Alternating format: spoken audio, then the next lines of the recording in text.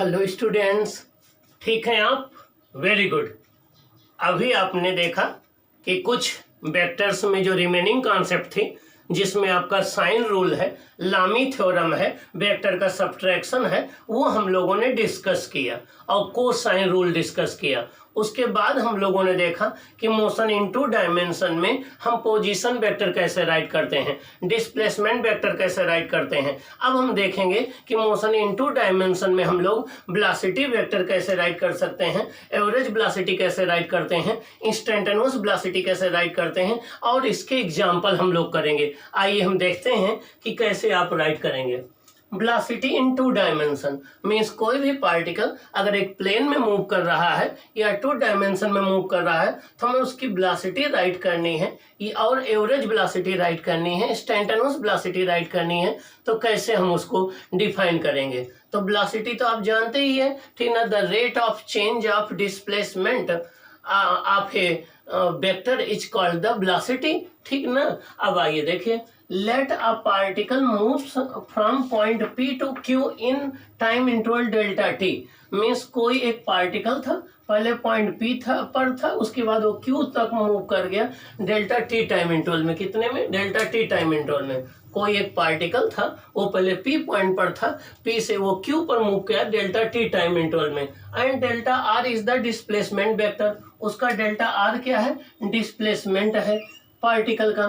अब देखिए average velocity कैसे डिफाइन करेंगे। मीन्स पहले पार्टिकल P पर था, T equal to T1 time पर, फिर पार्टिकल Q पर पहुंच गया T equal to T2 time में। तो टाइम इंटरवल कितना हो गया? T2 minus T1 delta T हो गया। और उसका पोजीशन वेक्टर कितना हो गया? R2 minus R1 delta R हो गया। तो मीन्स किसी पार्टिकल का डिस्प्लेसमेंट डेल्टा R है और टाइम इंटरवल डेल्टा T है, तो उसकी एवरेज वेलोसिटी हमें डिफाइन करनी है। अब देखिए एवरेज वेलोसिटी कैसे डिफाइन करेंगे। The ratio of total displacement to the total time is called average velocity.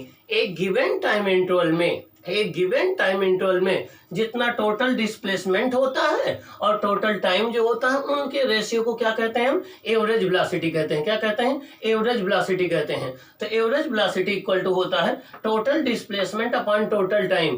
Total displacement हो जाएगा final position vector minus initial position vector upon T2 minus T1। अगर इसको हम कार्टेशियन कोऑर्डिनेट के term में write करेंगे तो डेल्टा एक्स इंटू आई cap plus delta y into जे cap upon delta t हो जाएगा। ये हो जाएगा delta x upon delta t into आई cap plus delta y upon delta t into जे कैप। तो ये हो जाएगा आपका V average equal to V x into I cap plus V Y into J cap हो जाएगा। अब इस एवरेज वेलोसिटी की डायरेक्शन क्या होगी, ये क्वेश्चन उठता है। देखिए यहाँ पर ये स्केलर है, ये वेक्टर है, ये वेक्टर है, तो एवरेज वेलोसिटी की वही डायरेक्शन होगी जो डिस्प्लेसमेंट वेक्टर की होगी। एवरेज वेलोसिटी की वही डायरेक्शन होगी जो डिस्प्लेसमेंट वेक्टर की होगी। तो हम डिस्प्लेसमेंट वेक्टर की डायरेक्शन फाइंड आउट कर लें, वही एवरेज वेलोसिटी की डायरेक्शन हो जाएगी।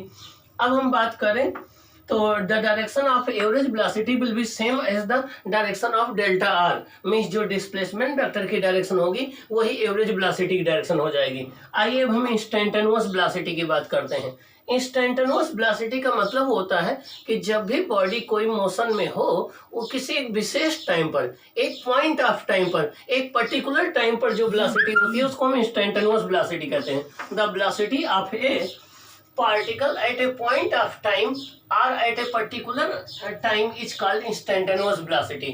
जब भी कोई बॉडी मोशन में होती है तो एक पर्टिकुलर टाइम पर, एक विशेष टाइम पर जो उसकी वेलोसिटी होती है उसको हम इंस्टेंटेनियस वेलोसिटी बोलते हैं। इसको क्या कैसे राइट करते हैं? Instantaneous velocity vector v equal to limit delta t tending to zero, limit delta t approaches to zero, limit delta T approaches to zero. इसका मतलब ये होता है कि time interval is very small. Limit delta T approaches to zero का मतलब होता है कि time interval is very small. Delta R upon delta T को हम फिर राइट करेंगे D R upon D T. क्या? D R upon D T. तो इंस्टेंटेनियस वेलोसिटी क्या हो जाएगी? D R upon D T हो जाएगी। इसका मतलब हो गया कि जब भी आपको पोजीशन वेक्टर और टाइम का फंक्शन दिया गया हो, जब भी पोजीशन वेक्टर और टाइम का फंक्शन दिया गया हो, उसको डिफरेंशिएट कर देंगे तो आपको इंस्टेंटेनियस वेलोसिटी मिल जाएगी। और टू अलग अलग टाइम पर आप पोजीशन निकाल कर उसको माइनस करके टाइम से डिवाइड करेंगे तो एवरेज वेलोसिटी आएगी।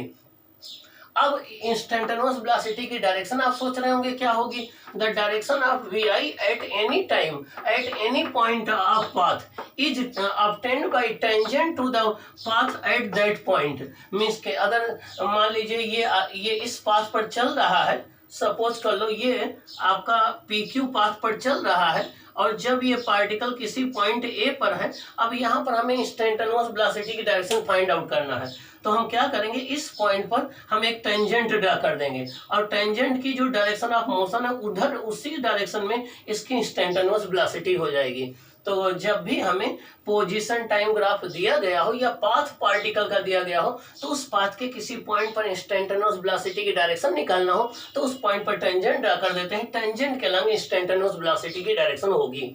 कैसे राइट करेंगे, कार्टेशियन फॉर्म में वी आई इक्वल टू होता है d x upon D t into आई cap plus d y upon D t into जे कैप। तो वी आई हो जाएगा we x into I cap plus v y into J cap. यहाँ v x को हम बोलते हैं x component of velocity, v x को बोलते हैं x component of velocity, V Y को बोलते हैं वाई कंपोनेंट ऑफ वेलोसिटी। तो एक एक्स कंपोनेंट वेलोसिटी का होता है, एक वाई कंपोनेंट होता है वेलोसिटी का, जब 2 डायमेंशन में कोई बॉडी होती है। और अगर आप इसका मैग्नीट्यूड निकालना चाहो तो मैग्नीट्यूड आपका आ जाएगा, ये आ जाएगा square root V X square और प्लस ये आपका आ जाएगा वी वाई स्क्वायर।